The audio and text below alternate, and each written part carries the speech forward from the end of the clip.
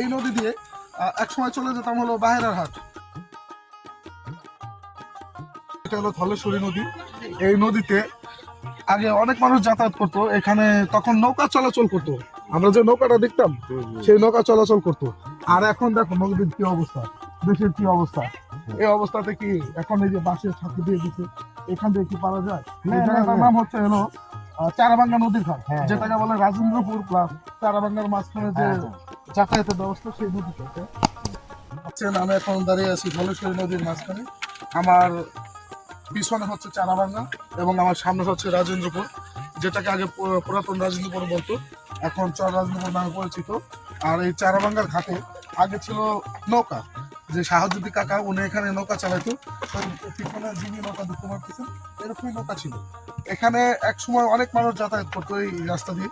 এখন কালের পরিবর্তনে এই নদীটাও যেমন মরে গেছে, তেমনি এই রাস্তাটাও অনেক মানে ব্যবহার অযোগ্য হয়ে গেছে।